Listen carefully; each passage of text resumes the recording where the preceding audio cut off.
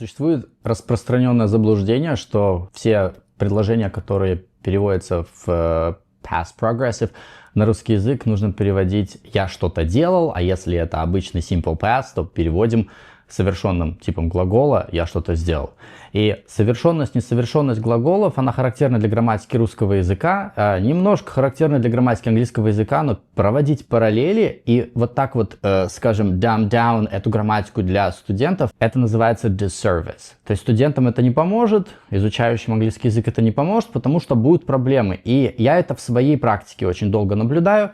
За те 20 с лишним лет, что я преподаю английский язык, всегда есть хоть один какой-то студент мне попадается, который думает, что это так. В сегодняшнем видео покажу вам, что это не так, и научу вас правильно пользоваться. Мы сравним два аспекта: simple and progressive. Надо отмотать немного пленку назад, и если вы читаете мой телеграм-канал Kirill's_English, я там писал про то, что на всю систему грамматических времен нужно смотреть комплексно. Так вот, в педагогике, классической педагогике и также лингвистике различают три времени в английском языке: это настоящее, прошедшее, будущее. Но дальше начинается все самое интересное. Мы делим каждое время на подвиды. 4 подвида. Я их буду называть aspects, так как их называют в лингвистике, либо аспекты, собственно, так как меня учили в магистратуре. Так вот, сегодня мы будем рассматривать аспект simple, аспект progressive. Я вам покажу core meaning каждого аспекта, и это core meaning, основное значение, вам понадобится, чтобы понимать смысл уже каких-то частных случаев и, собственно, предложений в контексте. Без знаний этого core knowledge вам будет труднее понимать вообще, что хочет сказать собеседник. Самое главное, ладно, понимать на слух это не самое проблематичное, это выражать свои мысли естественно, так, как от вас ожидают это англофоны. Обычный simple aspect в прошедшем времени передает завершенность действия. То есть, когда мы с вами говорим, что я куда-то ходил, что-то сделал, смотрим на этот процесс как что-то завершенное. Нету никакого продолжения, мы его больше не трогаем. Все, это в прошлом. Progressive, неважно в каком он времени, aspect progressive, это temporary activity, action. Это что-то временное. То есть у этого временного нет конца. То есть, когда мы говорим I am sleeping, это progressive аспект в настоящем времени, это действие незавершенное, оно скоро завершится. Вы не можете вечно быть в этом состоянии. То же самое, когда вы спускаетесь в прошедшее время, когда вы говорите в прошедшем I was чего-то там doing, здесь нужно смотреть по отношению к другому действию. Зачем вы это говорите? Просто так сказать, без какого-то второго предложения, даже если оно не подразумевается, это уже будет ошибкой. Собственно, поэтому мы сейчас подходим с вами к главному мифу. Это когда многие полагают, что я делал, I was doing, I did, это я сделал. Все, товарищи, расходимся. Смотрите, вчера мне попался на глаза один Reels. Там мой коллега по цеху рассказывал, как понимать эти предложения, как переводить. И все свелось к тому, что I did, я сделал, I was doing, я делал. Пример был следующий. I celebrated my birthday и I was celebrating my birthday. Я могу сказать сразу. I celebrated my birthday. Это просто предложение, вырванное из контекста, его понять легко, потому что это simple aspect. Предложение I was celebrating my birthday. Здесь нет смысла у этого предложения. Оно вырвано из контекста, контекста никакого нет, и предложение незавершенное. То есть оно само по себе, это предложение, не будет существовать, как здесь в вакууме на странице этого канала или инстаграма и так далее. Когда вы говорите I celebrated my birthday, и там был такой перевод, что я отпраздновал свой день рождения, а я вам скажу дудки, ересь полная, потому что в русском языке вы можете сказать я праздновал вчера свой день рождения, я спрошу tell me about your weekend, и вы говорите it was my birthday, or I celebrated my birthday. Я праздновал свой день рождения. То есть сказать I was celebrating my birthday на мой вопрос, что вы делали, как прошли ваши выходные, это будет ошибкой. Но эта ошибка как раз вылезет из того, если вы поверите в сказку про белого бычка, и что was doing это всегда делал, а did это сделал. Пойдем методом от противного. Если я вас спрошу what did you do for your birthday? Что-нибудь делали? Вы скажете no, I didn't celebrate my birthday. Здесь же вы скажете I didn't celebrate my birthday. Если же верить вот этому Reels, который мне попался, был рекомендован, вы должны говорить I wasn't celebrating my birthday.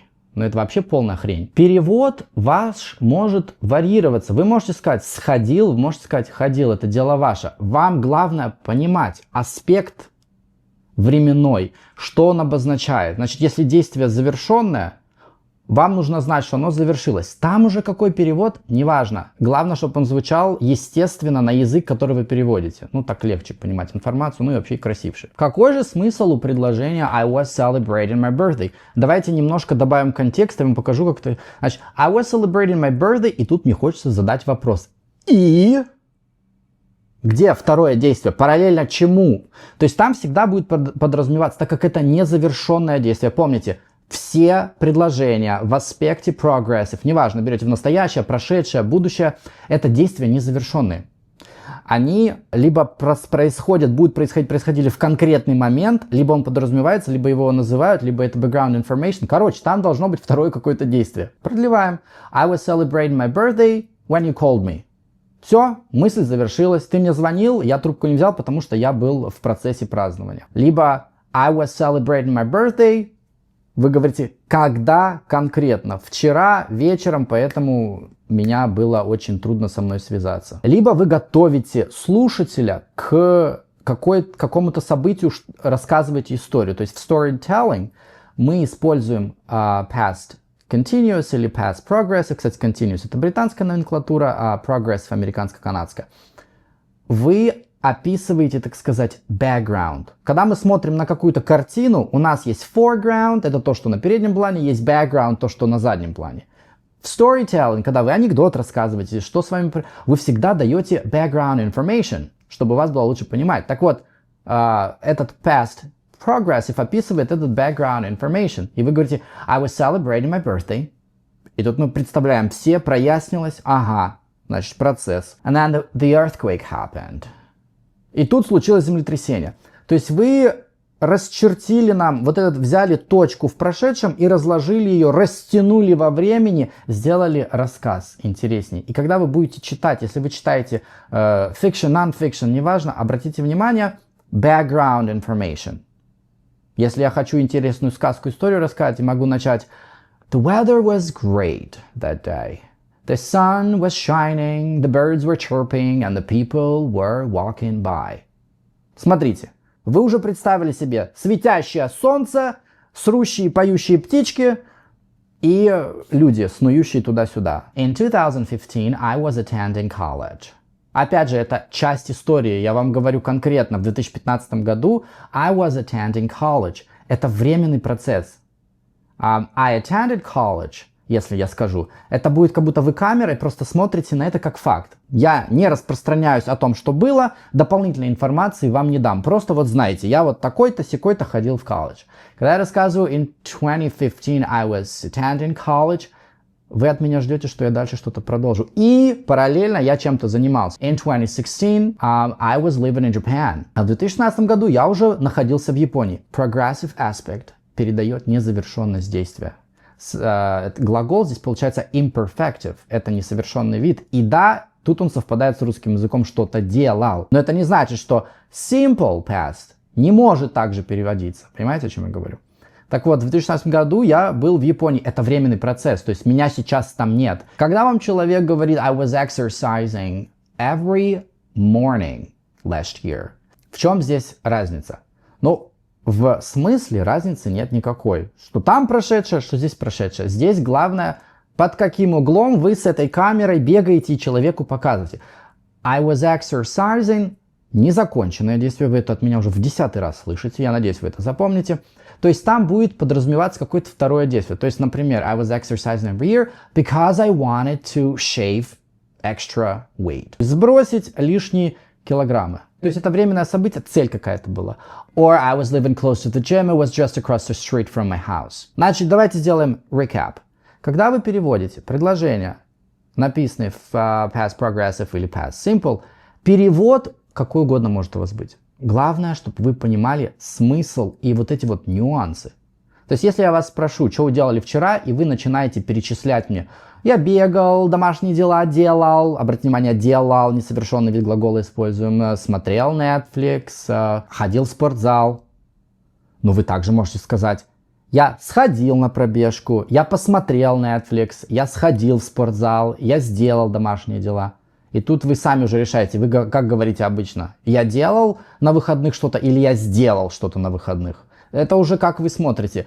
Но если по-английски вы скажете I was watching Netflix, I was working out, I was doing chores, I was running, это будет неверно. Когда вы просто хотите перечислить, чем вы занимались, это всегда simple past. Вы говорите I went for a run, на прогулку, на пробежку сходили.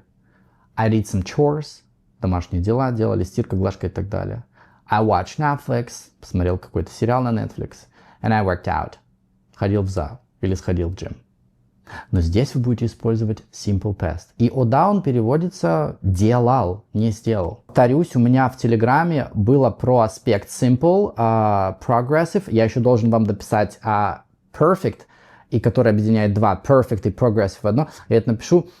Эти знания, core meaning, основных значений этих аспектов помогут вам ориентироваться в грамматике, когда вы самостоятельно produce the language. Всех с праздником. I'll see you in the next one. Пока.